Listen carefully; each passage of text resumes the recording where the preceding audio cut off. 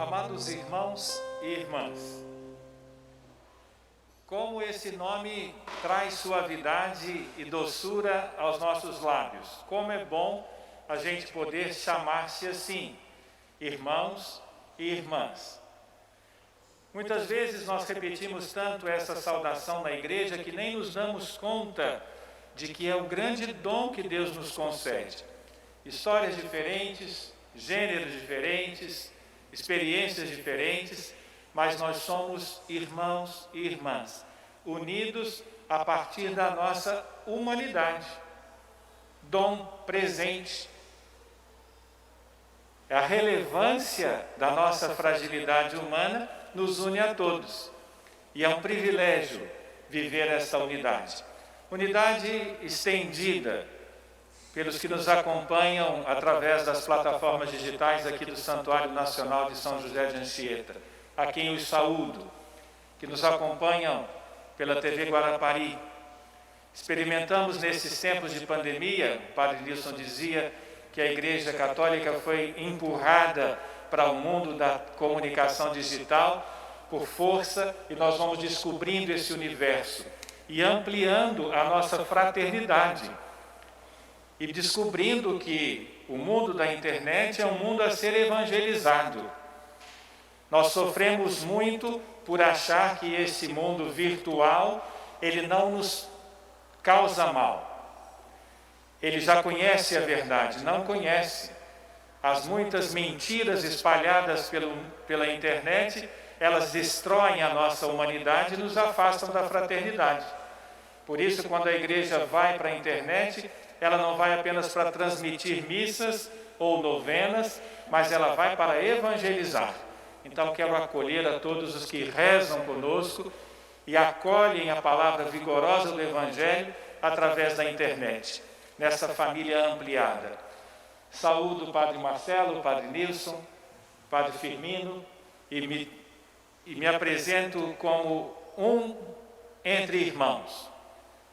Nós somos de famílias religiosas diferentes, mas temos a mesma experiência fundamental. Franciscanos, jesuítas, carmelitas, beneditinos, todos nos dispomos a ouvir o que o Senhor tem a nos dizer e não guardar apenas para nós mesmos, mas sair a transmitir, não só por palavras, mas na ousadia de vivermos o que o Evangelho nos sugere. Então somos irmãos, e entre nós, aqui no Brasil sobretudo, jesuítas e franciscanos, temos uma proximidade que precisa ainda de ser mais cultivada, mas muitas coisas nos unem.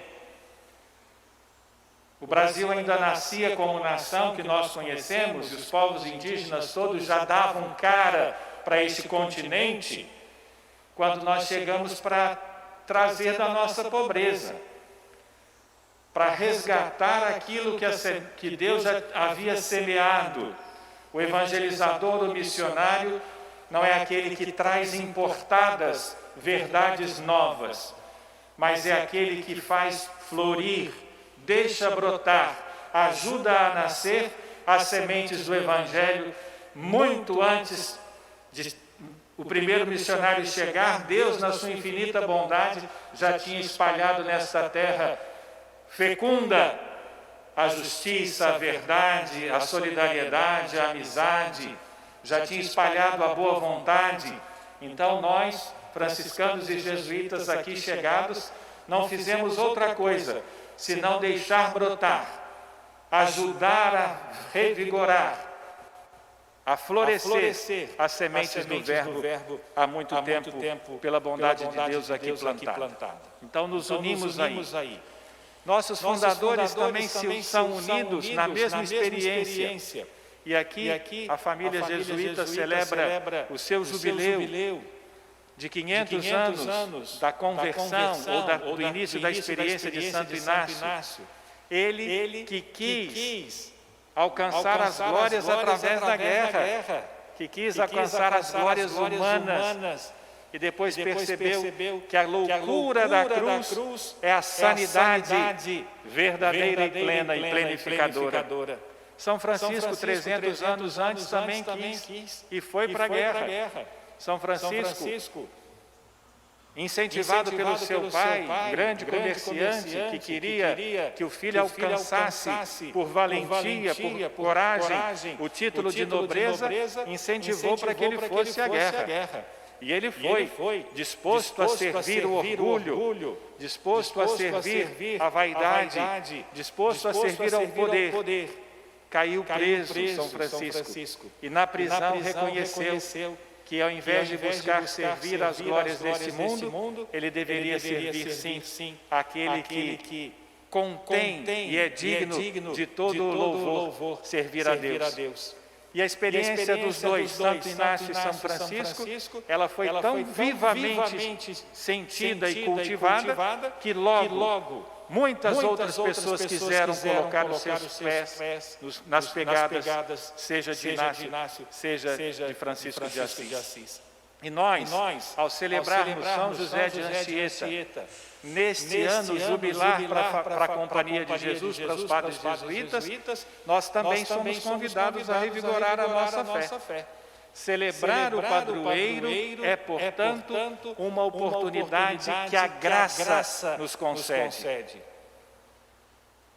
As comunidades elegem os padroeiros, colocam nos altares em destaque, não apenas para olhar para eles ou para tecer loas às obras que eles realizaram.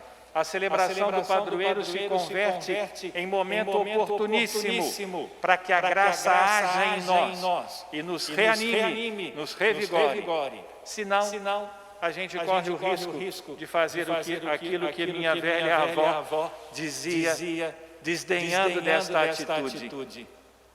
Fazer bonito com o chapéu alheio. Vai passear todo formoso com o chapéu dos outros. E nós corremos um risco muito grande de olhar para os santos e elogiá-los. De olhar para os santos, elogiá-los e sair a repetir com as palavras os seus gestos. E aqui recorro a um texto de um companheiro dos padres jesuítas que eu olhei na poesia que ele fez no hino a São José de Anchieta. E ele então chamava ou destacava as virtudes que encantam no padroeiro do Brasil. Missionário incansável, padre, amigo e irmão, homem forte, valente, todo entregue à missão. Vida que encanta. Literato, poeta, profeta de um mundo novo. Arte que encanta. Fundador de cidades. Vigor, força que encanta. Defensor do oprimido, dos pequenos e dos pobres. Amor que nos encanta. Companheiro de Jesus, devoto da sempre Virgem Maria. Testemunho que encanta. De fato, é encantadora a vida, são encantadores os exemplos de São José de Anchieta. Mas a nós, seus devotos, filhos e filhas, irmãos e irmãs, a nós cabe corresponder, passar do encanto e assumir com ele o testemunho.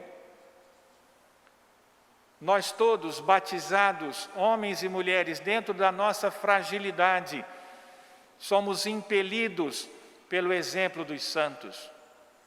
Não fazer bonito com o chapéu alheio, vestir o nosso próprio chapéu e vencer as dificuldades da vida, testemunhar no nosso dia a dia o Santo Evangelho de nosso Senhor Jesus Cristo. Este é o desafio que se nos impõe, para que a nossa fé seja verdadeira, para que a nossa igreja tenha relevância na nossa sociedade.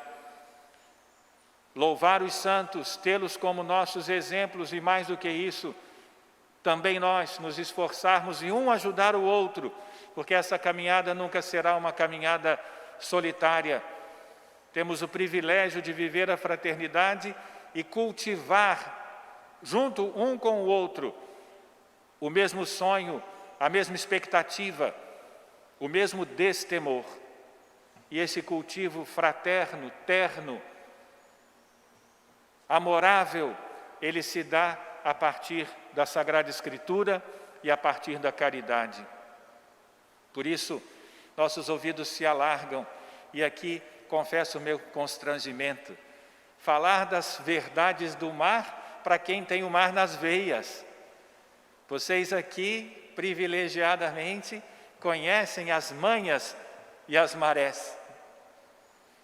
E esse trecho do Evangelho de Jesus, que fala dessa conversa, e lembremos, Jesus é filho do carpinteiro, certamente não entendia muito de mar, mas entendia de humanidade.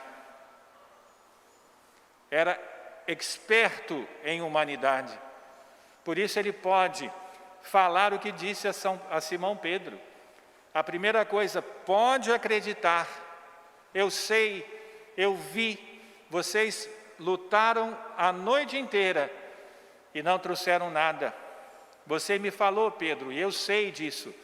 Eu vi o esforço de vocês, mas jogue a rede mais uma vez e não tenha medo das águas mais profundas.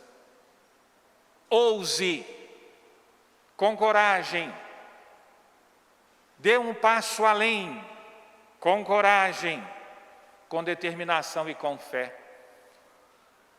Jesus, filho do carpinteiro, especialista em humanidade, embora parecesse não conhecer os segredos do mar, conhecia o desejo da alma humana. Por isso, então, desafia aqueles pescadores, águas mais profundas. Irmãos e irmãs, o mar, para o pescador, é sustento. O mar traz alimento, mas é também o espaço do incerto. É o espaço da dúvida, do temor. Por isso é necessário que nós, no mar da nossa vida, alarguemos o ouvido, generosamente abramos o nosso coração para ouvir a voz do Mestre. Lança as águas, lança as redes, mais uma vez, avance para águas mais profundas. E tendo ouvido o Mestre, a pesca é abundante. Pescaram tanto que precisaram de chamar todos os demais pescadores para recolher o resultado daquela pesca. E assim será, se nós, vencidos os nossos medos, deitarmos o nosso ouvido, abrirmos generosamente o ouvido do nosso coração para ouvir a voz do Mestre. Vença o medo, ouse. Tem muitos motivos para que a gente duvide, mas tem um motivo, e esse basta para que a gente creia. É o Mestre que está a nos dizer, avance para águas mais profundas. Esse é o motivo que nos basta. Nós vivemos tempos difíceis, é verdade. Nós vivemos tempos do temor, vivemos a dificuldade da doença, mas a pandemia nos ensina muitas coisas.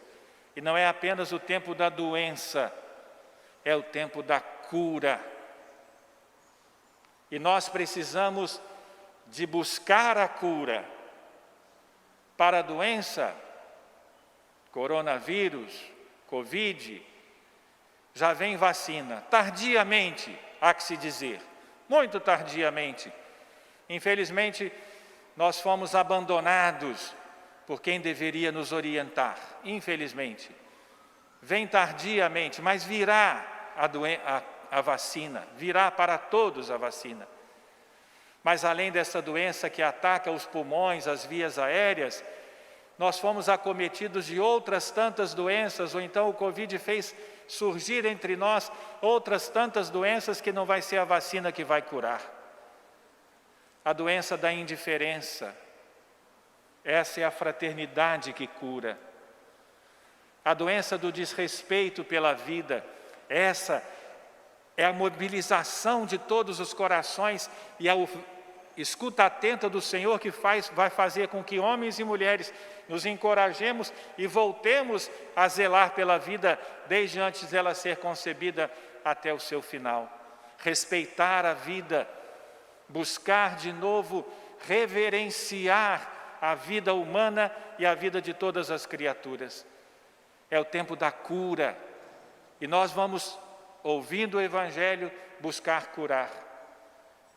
É nessa direção que nós caminhamos, e nós juntos faremos essa trajetória. É louvável o empenho de tanta gente na restauração deste templo.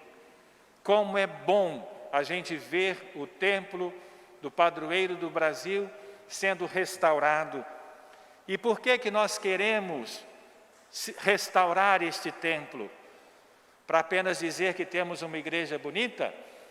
Não, para aqui ser o espaço do santuário. E o santuário, tanto daqui quanto da Penha, quanto todos os outros santuários espalhados pelo mundo, eles têm um único objetivo: ser espaço do acolhimento e do revigoramento. Nós não moramos no santuário, nós nos dirigimos ao santuário, muitas vezes quebrados. Nós nos dirigimos ao santuário, muitas vezes cansados, abatidos, mas ali, naquele espaço, nos encontramos com o revigoramento que vem da graça do Senhor. Então, esse espaço transformado e por todos cuidado, seja de fato aquilo que ele pretende ser: espaço do acolhimento, do revigoramento. E assim como a experiência dos discípulos no alto do Monte Tabor: mestre, vamos ficar aqui porque aqui está bom, que a gente alargue os nossos ouvidos e escute. Não, a gente se reabastece aqui e sai em missão. Sair em missão. A partir do santuário nos encontramos com o Senhor, e a partir desse encontro nos fazemos seus mensageiros e mensageiras. Tanto São José de Anchieta, que aqui viveu a sua santidade, quanto Frei Pedro Palácios, no convento da Penha, tinham uma profunda predileção por Nossa Senhora e eram seus filhos prediletos. Na nossa espiritualidade, nesta caminhada de revigoramento, não nos falte o olhar terno da Virgem da Assunção. Ela por primeiro, depois todos nós queremos ir para o céu. E não nos falte o olhar atento da Virgem das Alegrias, que celebra e acolhe a ressurreição de nosso Senhor Jesus Cristo, nossa vida e nossa missão. Assim seja. Amém.